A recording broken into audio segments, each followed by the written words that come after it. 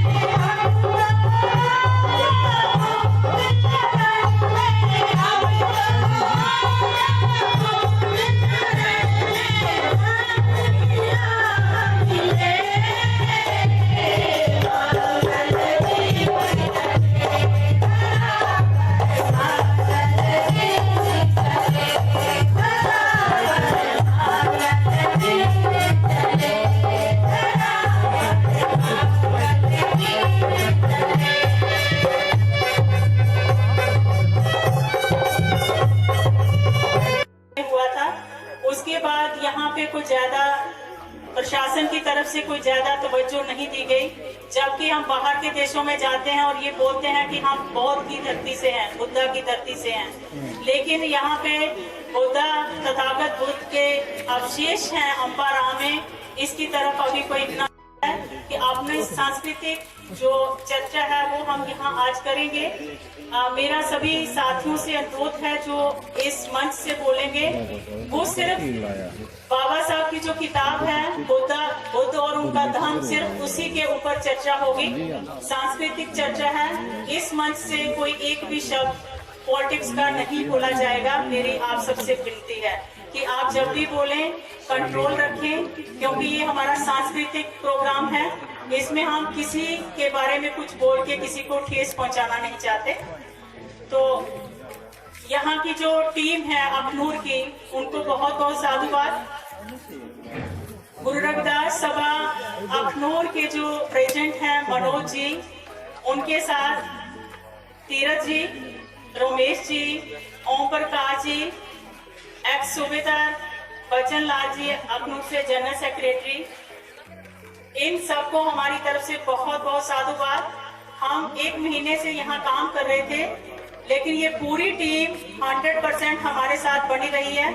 और यहाँ पे जो तीरथ जी हैं, ये सारी जिम्मेदारी आप जो भी जितनी सजावट तथागत बुद्ध को नमन करते हैं। तथागत के विचारों को जम्बू द्वीप के अलावा अन्य द्वीप पर भेजने वाले ऐसे महान चक्रवर्ती सम्राट अशोक को नमन करते हैं। तत्पश्चात हमारे समाज के अग्रदूत रूप में आए हमारे संत पुरुष रैदास जी, जो 13वीं शताब्दी से लेकर के 14वीं और 15वीं के शुरुआत तक जिन्होंने हमारे समाज को दिशा निर्देश देने का काम किया, हम उन्हें सशक्त नमन करते हैं। तत्पश्चात संत कबीर जी को नमन करते हैं।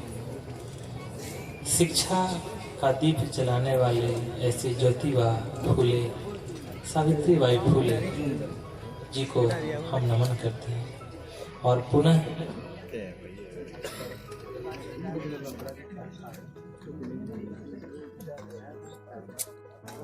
साथ हाँ जी, मैं प्रयास करूंगा कि सरल हिंदी का शब्दों का उपयोग करने के लिए। तत्पश्चात इस भारत भूमि पर जब बुद्ध विचार मुरझा चुके थे, ऐसी स्थिति में पुनः 14 अक्टूबर 1956 को दीक्षा ग्रहण करके अपने सारे 5 लाख अनुयायियों के साथ में ऐसे पुनः मुरझाए हुए बुद्धिज्म रूपी फूल को पुनः पल्लवित करने वाले और हमारे दादा साहब डॉक्टर भीमराव अम्बेडकर जी को कोटि कोटि नमन करते हैं।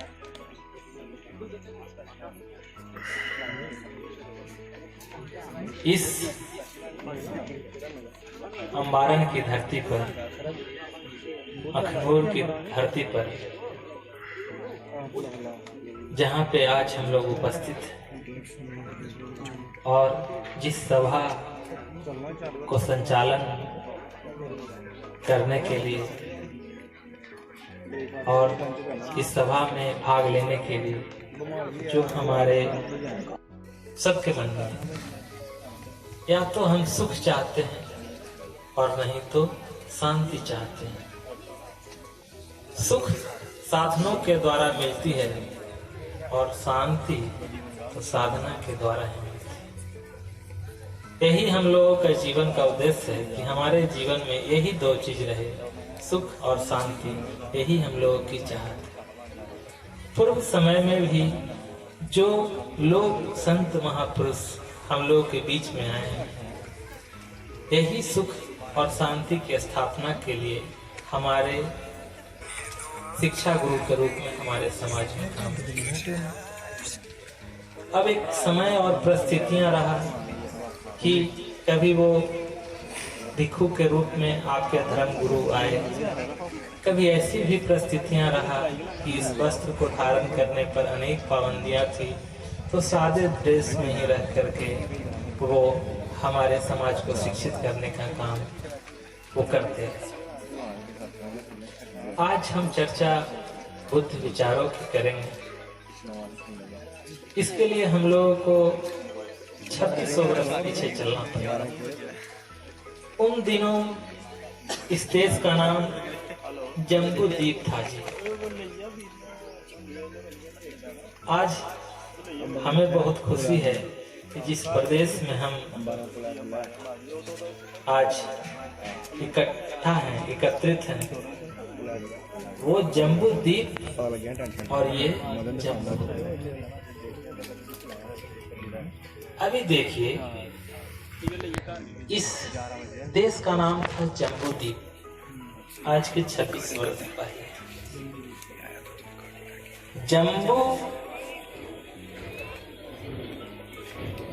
जो शब्द है पाली भाषा का शब्द है, और जो जामुन फल होता है वर्तमान समय का, उस समय ये जगह तो बहुत ज्यादा मात्रा में था। और ये जो जगह था, द्वीप मतलब देश हो गया, तो ये जम्बू द्वीप था। ऐसे तरह से बगल वाले जो था वो लंका द्वीप हुआ। तो द्वीप मतलब वो राष्ट्र हो गया, आज के भाषा में देश हो गया। तो समय के साथ, परिस्थितियों के साथ नाम बदलते गए हमारे देश का भी। सम्राट अशोक के समय तक ये जम्बू द्वीप ही रहा। जब सम्राट अशोक ने तीसरी संगायना कराकर अपने भिक्षु संघ को अपने शासन क्षेत्र के भूभाग पर बुद्ध विचार को फैलाने के लिए भेजा, उसमें एक वार्ता आती है महावंश में कि अपने बेटा और बेटी संघमित्रा और महेंद्र को उन्होंने श्रीलंका भेजा। तो जब वो वहां के राजा देवानामपेतिस जब पहली बार मिलते हैं महेंद्र से, भिक्षु महेंद्र से, जो सम्राट अशोक के पुत्र थे, तो ऐसे ड्रेस को देख करके वो चौंक जाते हैं, क्योंकि पहले वैसे ड्रेस देखे नहीं थे। तो वो पूछते हैं कि आप कहाँ से आए हैं? तो उनका यही वर्षन होता है जो महावंश में लिखा हुआ है कि राजन, मैं आपके द्वीप पर अनुकंपा करके मैं जम्बू द्वीप से आया हूं, और वहां के महाराज सम्राट अशोक का मैं पुत्र महेंद्र हूं। तब दूसरा क्वेश्चन ये करते हैं कि क्या ऐसे कसायधारी, ऐसे वस्त्रधारी आपके द्वीप में और सारे लोग हैं क्या? तब उनका दूसरा आंसर होता है कि महाराज, पूरे जम्बू द्वीप में ऐसे कसाय वस्त्रों की हवा बहती है।